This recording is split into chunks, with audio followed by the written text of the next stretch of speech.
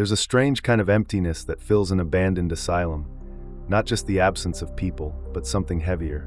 A silence so complete it presses against your ears, like the building itself is holding its breath.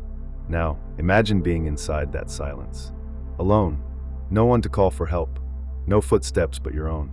Just you, surrounded by peeling walls, broken windows, and the memories that linger like shadows in the dark. Then, without warning, a sound, faint, distant, slices through the quiet. A creak, a whisper, something impossible to place, yet impossible to ignore.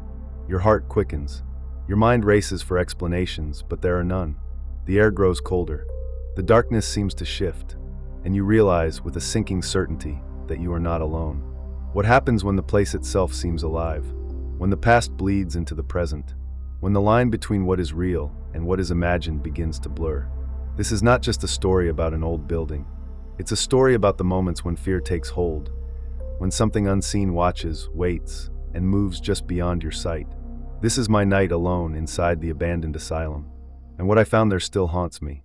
The asylum sits abandoned on the outskirts of a town most have forgotten existed, a place where cracked windows stare blankly into overgrown fields, and rusted gates hang crooked on their hinges. It's swallowed by dense woods, thick with tangled branches that blot out the sun, casting long, restless shadows that shift with the wind. This isn't a place meant to welcome visitors. The air is heavy, damp, and cold, the kind of cold that seeps beneath your clothes and settles in your bones. Once, this asylum was a refuge, a place where those with fractured minds sought treatment, or so the faded records say. But over the decades, it transformed. The stories grew darker, patients forgotten in locked wards, whispers of experiments that skirted the edge of morality, and nights so filled with anguish that the walls themselves seemed to weep. There were fires, sudden and unexplained, that claimed lives and destroyed parts of the building. Others vanished without a trace, swallowed by the labyrinth of corridors and forgotten tunnels beneath the foundation. Rumors spread among locals, strange lights flickering through broken windows, distant cries carried on the wind, and shadows moving where no person should be. Inside, the air is thick with decay. The faint scent of mildew mingles with something older, something like stale breath, a reminder of the countless souls that pass through these halls. The floorboards creak underfoot, protesting every step, as if the building itself is alive, warning me to leave. Flickering lights struggle to stay alive in shattered fixtures, casting uneven pools of dull yellow and deep black, warping familiar shapes into unrecognizable forms. Each hallway stretches into darkness, the end disappearing into a void that seems to swallow sound and light. I'm here because I had to be, whether driven by curiosity, the need to understand, or something deeper I can't explain. I chose to walk these halls alone. Armed with only a flashlight, a camera, and a restless mind, I stepped past the rusted gates with a mix of determination and a gnawing unease. The cold air hit me like a wave, stealing my breath for a moment. My heartbeat quickened, part excitement, part dread. Every sense heightened, every shadow a possible secret waiting to be uncovered. This night was not meant to be ordinary. And even as I took my first steps inside, I felt the building shift, a quiet, almost imperceptible change, like the asylum itself was waking and watching. Once inside, the silence settled around me like a thick fog, heavier than anything I've ever felt. It wasn't just the absence of sound, but a presence in that quiet, the kind that presses in on you, as if the air itself holds its breath, waiting. At first, it was small things, a soft creak from somewhere down the hall.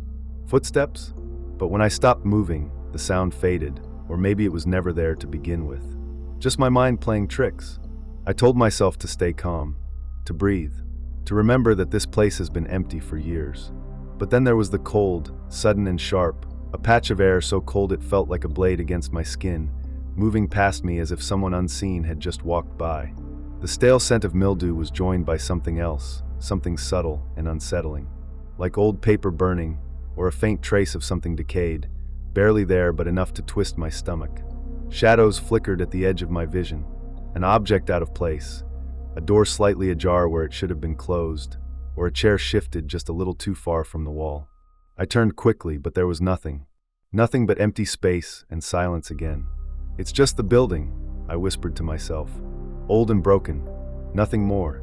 But my heartbeat quickened. The air grew heavier. The feeling that I was being watched or followed crept in slow and steady. Every step echoed too loudly, every breath felt too loud in the stillness. My hands tightened around the flashlight. The beam cut through the darkness, searching, but revealing nothing but peeling paint and cracked tiles. Then, from somewhere deep in the asylum, a faint whisper, barely more than a sigh, brushed against my ear. I froze, straining to catch the words, but it was gone. I called out softly, my voice barely more than a tremor. "Hello?" No answer. Just silence. I pressed on, telling myself this was nothing but imagination running wild. But every instinct screamed otherwise. The shadows seemed to move just a little faster now. The creaks and groans of the old building grew louder, sharper, almost like footsteps.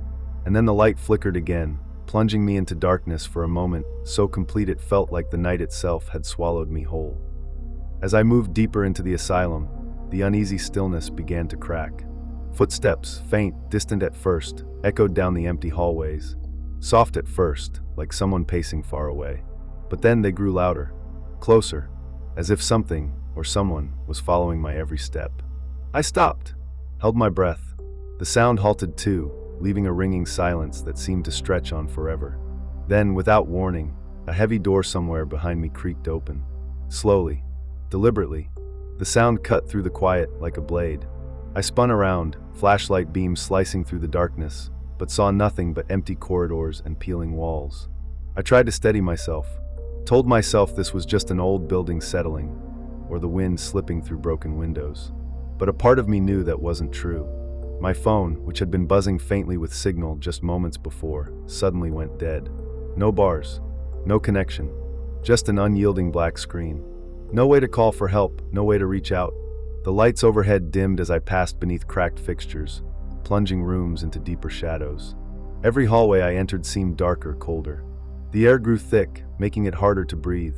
A sudden chill swept over me, starting at the back of my neck and crawling down my spine. My chest tightened, a crushing pressure pressing in like invisible hands squeezing the life out of me. I brushed a hand through my hair, and the hairs on my arms stood on end, prickling with static. Goosebumps broke out across my skin despite the stale warmth of the building. Despite the terror building inside me, I forced myself to keep moving, checking doors, peering into rooms, calling out softly. "Is someone there?" My voice barely carried in the vast, empty space.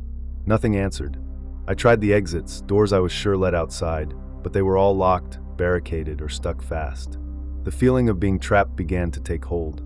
Every corridor looked the same, twisting and turning in ways that made me question if I was walking in circles.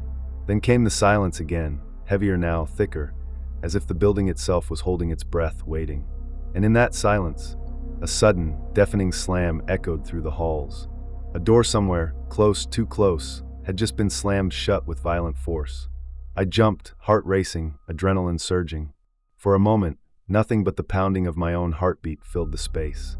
Then the footsteps started again, this time fast, urgent, echoing all around me. I spun on the spot, flashlight shaking in my hands, desperate to find their source. But there was no one, only the darkness, and the creeping certainty that I was no longer alone. And then it happened. The moment everything changed. I was rounding a corner, flashlight barely cutting through the thick darkness, when a voice broke the silence. Not a whisper this time. Clear, cold, haunting. "Why are you here?" It wasn't a question asked out loud, but something that echoed inside my head. A voice layered with sorrow, anger, and something else, something that sent a shiver straight to my core. I stopped dead, my breath caught. The air turned icy, sharp enough to burn skin, creeping through every layer of clothing and freezing my limbs. My heart slammed against my ribs, loud enough I was sure it would give me away. I swung the flashlight wildly, trying to catch the source. And then out of the corner of my eye, I saw it, a shadowy figure.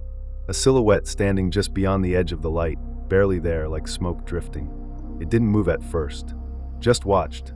My mind raced. Was it real? Was it a trick of light? Before I could react, the figure vanished, dissolved into the darkness like mist. I called out, voice trembling. "Who's there? Show yourself." Only silence answered. Then the cold came back, stronger this time. I felt it press against my chest, heavy and unrelenting, like invisible hands squeezing tight. My legs nearly gave out. Panic surged. Suddenly, the flashlight flickered violently, then went black. I was plunged into complete darkness. I fumbled desperately, heart pounding in my ears, fingers trembling as I tried to turn it back on. And then a sound. A low, guttural whisper, so close I could feel the breath on my skin. Leave. The word echoed in the pitch black. Short, sharp, final. I stumbled backward, hands outstretched, disoriented and terrified. Then, just as suddenly as it began, the flashlight flickered back to life. The hallway was empty. No sign of the figure. No footsteps. Nothing but the cold air still clinging to my skin. I managed to hit record on my phone, desperate to capture anything, proof, anything, of what I had just experienced. When I played back the audio later, the silence was broken only by my own ragged breathing and a faint, almost imperceptible whisper just beneath the noise. Leave. That night, I faced something beyond understanding. Something that changed everything. And I knew then, I was not meant to be here. When I finally left that place, the cold didn't stay behind in the asylum's walls. It followed me, like a shadow clinging to my skin, refusing to fade. The experience shook me to my core. It wasn't just fear. It was something deeper. A fracture in my understanding of reality. A question that refused to be answered. Nights became restless. Sleep escaped me. Instead, I was haunted by dreams, fleeting images of dark corridors, the whispering voice, and that shadowy figure just beyond the reach of light. Even in daylight, there was a weight pressing down. A feeling of being watched, unseen eyes tracing my every move.